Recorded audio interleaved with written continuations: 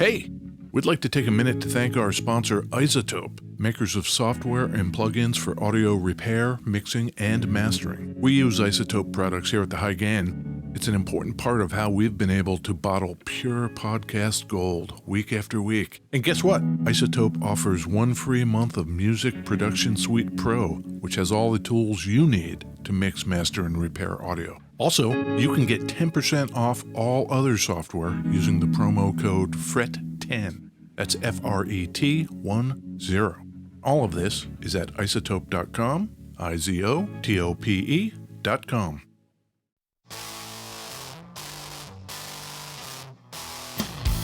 Hey, it's me, Edward Allen Peterson. Oh, hi, Ed. It's me, John Kiltica. John, it's the High Gain Podcast. It is the High Gain Podcast. John, we talk about guitars. Most times, yeah. John? Yeah? We record in beautiful West Seattle, Washington. We do, and it's sunny out today. Yeah, we're heading into fall. Yep.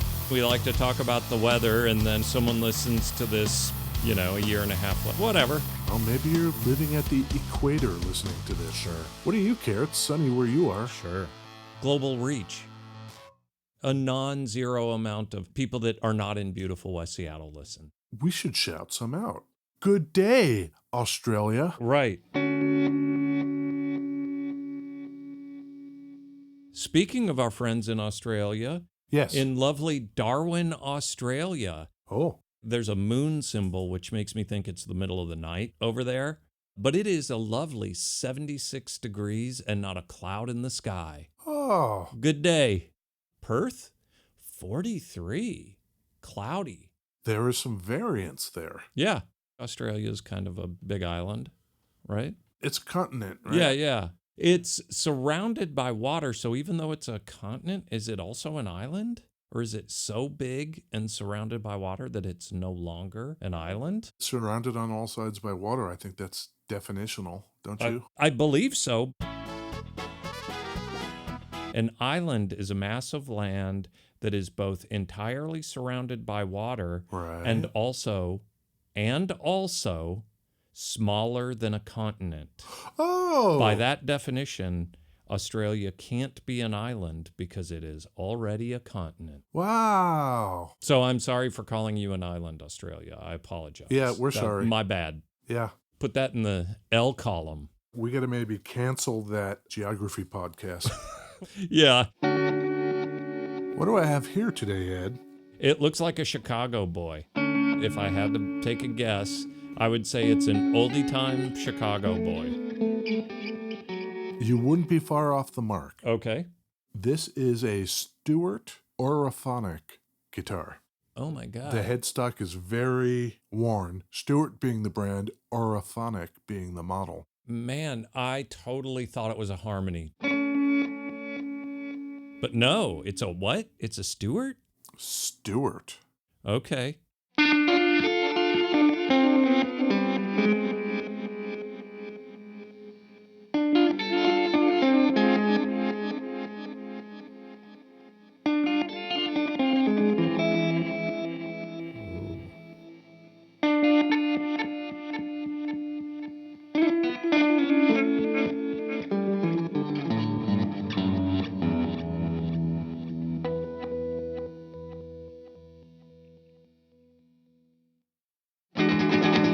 Beverages. Yes, beverages, Ed. That was my, interpretive dance. Yeah. I felt like at one point you kind of hit what I would say was maybe a sour note, maybe a little off. Uh-huh. But instead of recovering, you let it ring, which gave it a much more intentional feel. Maybe the first time I did it, I was like, ooh, that's weird. Yeah. And then the next time I was like, yeah, I like that. Okay. Yeah. What are you drinking, Ed? Oh, the Crow mug is back. I don't know where it was, but it's back. We need to make plans, Ed. Uh-huh. I noticed something upon closer inspection. Okay. If you look at the lip of the Crow mug by the handle, Yeah. is it my eyes or is a crack forming? Oh. At the very least, there's a chip in it, for sure. We need to figure out what to do if that thing gives way Oh, my God. and we are without a Crow mug. Ooh, that would be a travesty. Yeah. I've also got And Atomo, beanless coffee. I don't know what that means. Tastes great, does good is their motto. I thought you were going to say tastes great, does nothing. Beanless coffee. What does that mean? It's got a whale for their logo, a whale picture. Upcycled ingredients. What does that mean? Is it going to tell you what the non-coffee ingredient is? Apparently not. It's a secret? Oh, What? ingredients: water, date seed extract, chicory root extract, grape extract, and 84 milligrams of caffeine. Is that a lot? I looked it up. 200 is cool. Mine's 84. What do you got? 80. Yeah, so I think we're drinking about the same. Yeah, this is a Vida Mate Woo. blackberry lemonade. Uh-huh. I also have coffee, of course.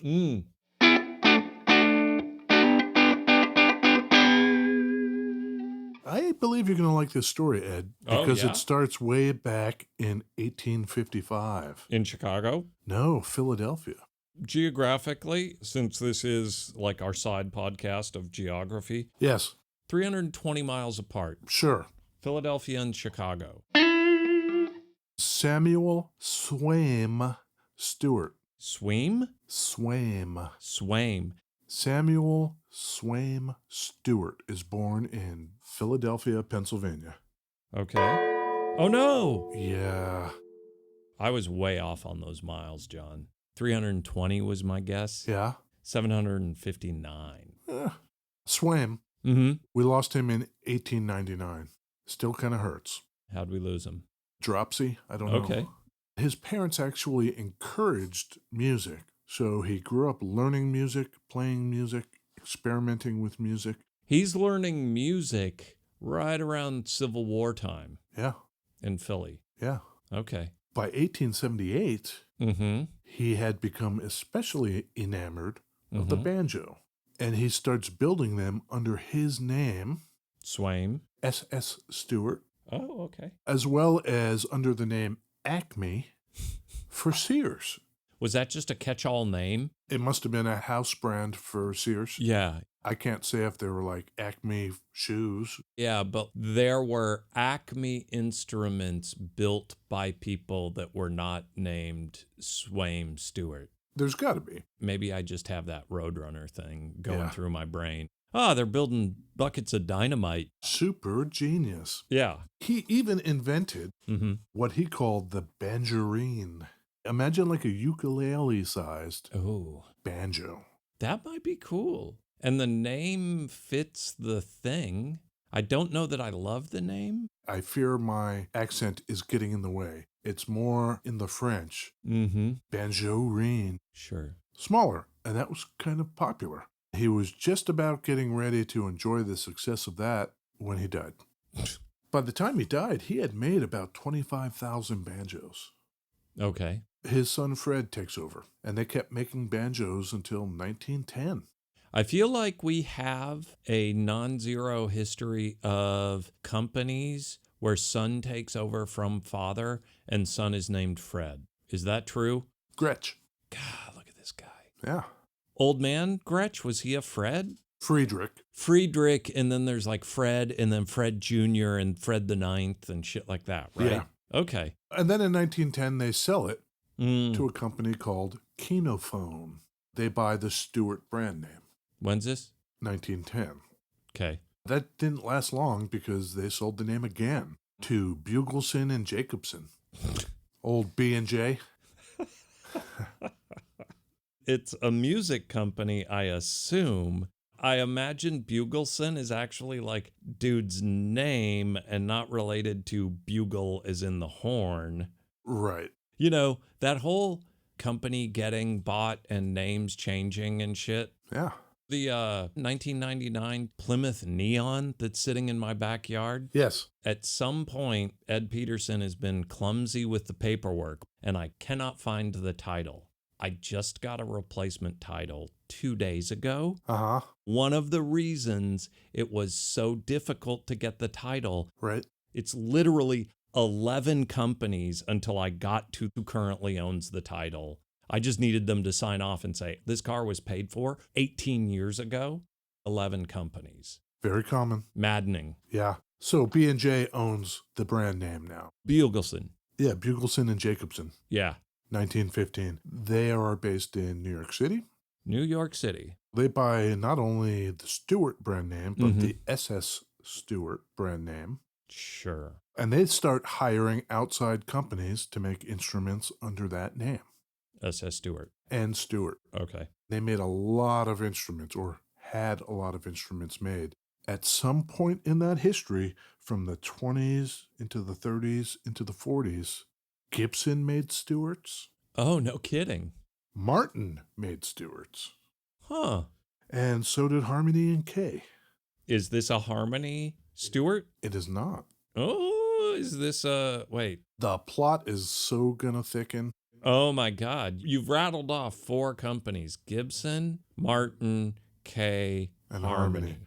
And we know it's not Harmony. Right. There's some bangers up there. Yeah. I predict you're gonna love this.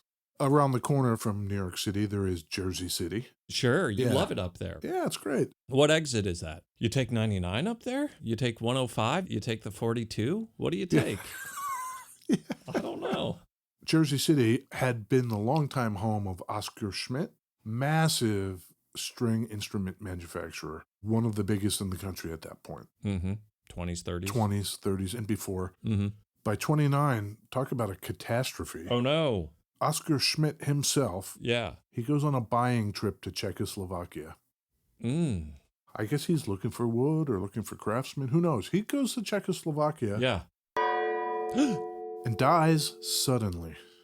Was it bullet related? We do not know what it was related to. Okay. I don't suppose that would have mattered much because a mere week after he dies, Oh, no. the stock market crashes. Well, for him, the timing's probably great. You know, it's never a good time to go. At least he didn't have to suffer through the stock market and then die. True. Real half full episode over here. Yeah. Lemons to lemonade. So the company is screwed. Oh, yeah. As it happens, most of the workers there had been or were Italian immigrants with deep experience in luthery. Mm-hmm. The Italians, they know how to make instruments. I love it. But a lot of them ended up out of work. And Oscar Schmidt, the company, kind of reorged, shrunk, and kept just zithers and auto harps. Gave up guitars. They couldn't afford to do it anymore. Oscar is the only thing holding this company together. Yeah, now he's gone. You know, you don't plan for a succession path. Chaos. You got a real Roman Roy situation over here. You know what I'm saying? Yes.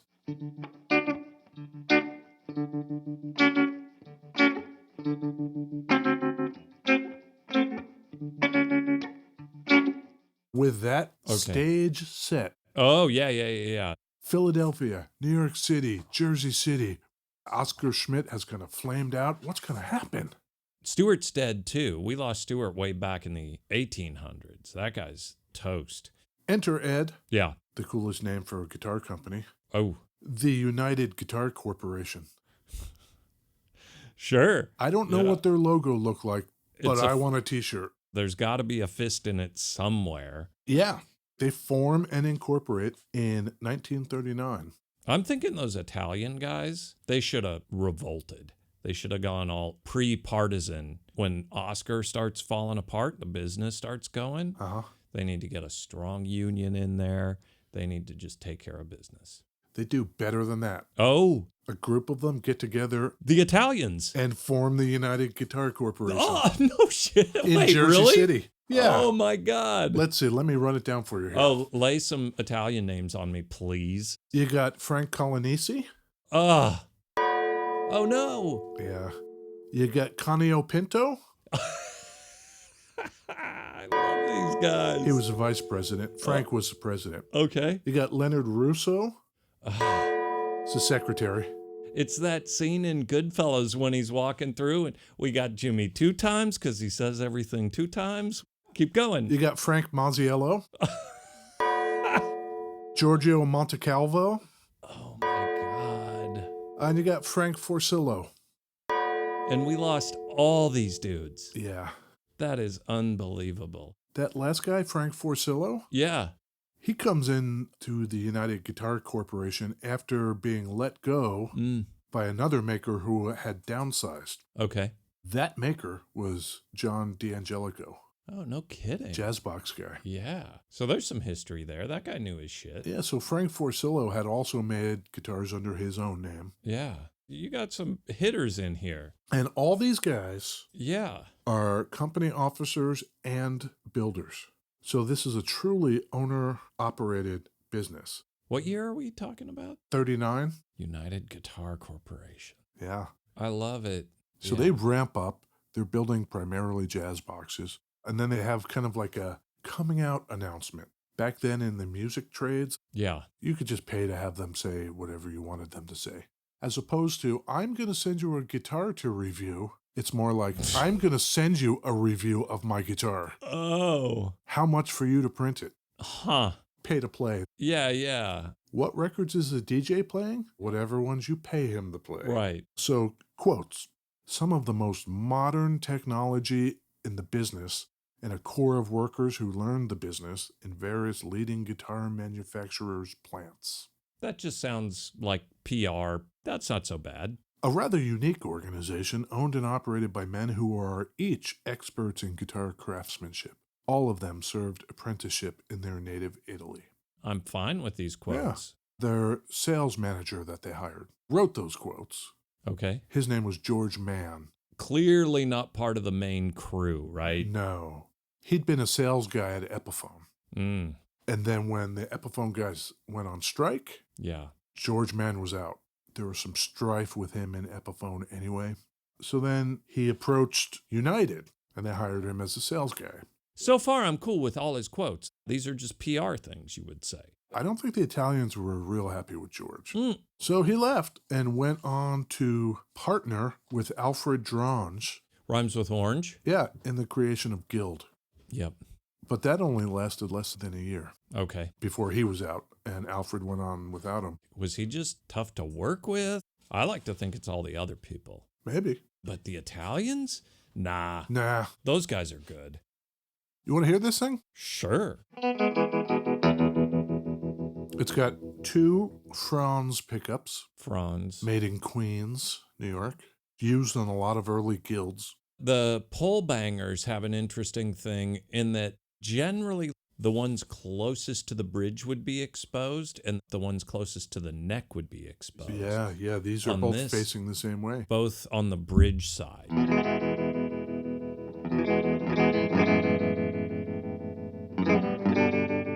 So let's see. If I go as bassy as I can.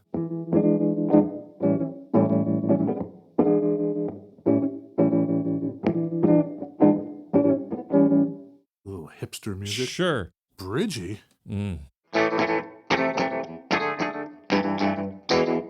Yeah.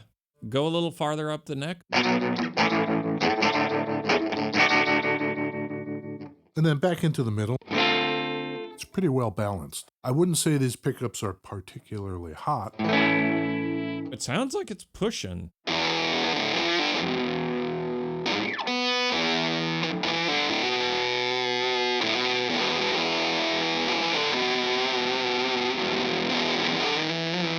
Yeah. Life is better with fuzz. Is it not? It is. There's a pick guard on here.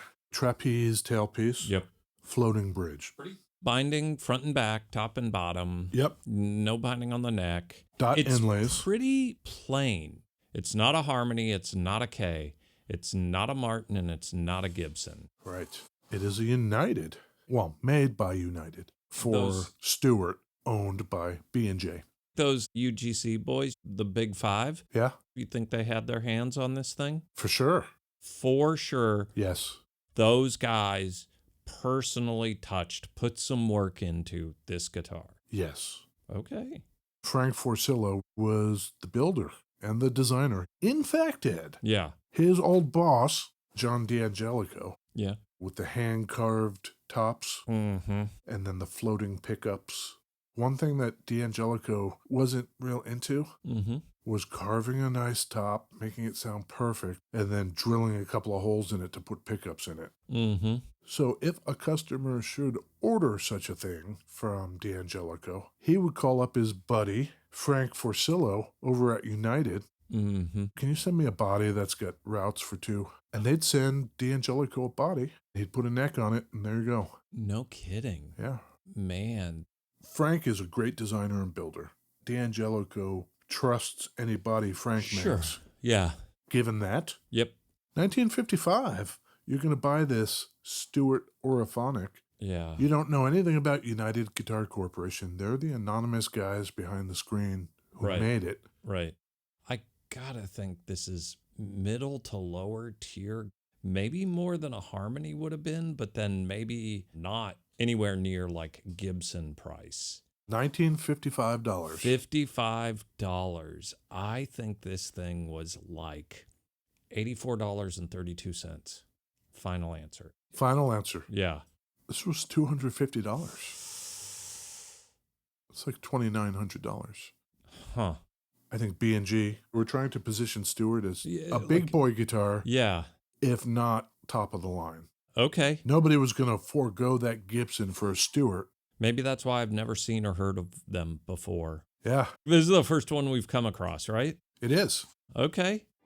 Medium to bigger style, kind of baseball batty, real round head neck. Yeah. And Okay. worn. This guitar generally is beat. Someone put miles on this thing. It's got that patina that's kind of cool, I think. Yeah.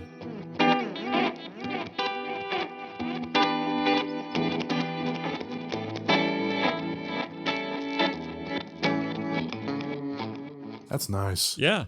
Unfortunately, by the time the 60s come around, the world of the jobber is a lot different. The idea that you can be an American company making house brands for a variety of... Yeah, that just sort Companies. of dies, right? Yeah, the encroachment of European models like Hagstrom, like Vox, like Echo, and the Japanese stuff like Taisco takes a big bite out of all those companies. Mm-hmm. Harmony, K, and the United Guitar Corporation is no exception. Mm-hmm. So they go under. What year is this? This is late 60s. They probably didn't make it very far into the 70s, if at all. Okay. But it was a bad time generally, too. The part of Jersey City that they were in Mm-hmm. resided at the confluence of a lot of rail lines, a lot of port traffic, Yeah. as well as industrial and light industrial stuff. And that all kind of tanked. Okay. So that whole area went under and became abandoned and decrepit over the years. Eventually, it would be turned into Liberty State Park. I bet it's lovely. Yeah, right across from Ellis Island. Before it was turned into a park, in 1971, a Godfather scene took place there. When it was more industrial. Yeah, and- when it was still Yeah. factories. I imagine in that decrepit phase, late 60s into mid 70s, I bet a lot of really bad stuff went down. You know the scene in The Godfather where Clemenza and Lamponi go and they kill a guy? The cannoli. Yeah, leave the gun, take the Yeah. cannoli. That was that section of Jersey City. These guys. That's what I mean. You gotta try it. Try and decide. Is it hello or goodbye? Buy or deny? It was the 50s, Ed. Yeah. It was New Jersey. Mm-hmm. The Italians were making some fine guitars. I love that. The Stewart Oriphonic, Mhm. sold by B&G, Mhm. manufactured by the United Guitar Corporation, Yeah. buy or deny. I have zero idea how much money this guitar is. I'm a buy thinking I could get a Harmony or a K for a comparable price. Uh-huh. I have a feeling this one maybe is not that, but since I don't know, I'm just going to say buy. You know what I mean? Yeah, we kind of like Yeah. the stories behind these. Oh, yeah. I'm a buy. I have one caveat. Yeah. This plays really well and the action's nice and low. Mm-hmm. but it appears as though the bridge is about as low as it'll go. Mm-hmm. So at some point, this particular example will probably need a neck reset, but that doesn't have to be a problem at all. Yeah, great. Well, I'm going to take pictures of this one like I do, Ed. Uh-huh. And I'm going to put them up in the places, Okay. mostly Instagram. Sure. Viewers should also feel free to visit us over there on Patreon. Mm-hmm. We are The High Gain. Patreon.com/thehighgain. Yeah. Okay. And remember, we are dedicated members of the Ruinous Media Network of music-related podcasts. Ed. Dedicated? Dedicated. Sure. Yeah, exactly. Yeah. Okay. All right, bye. Bye.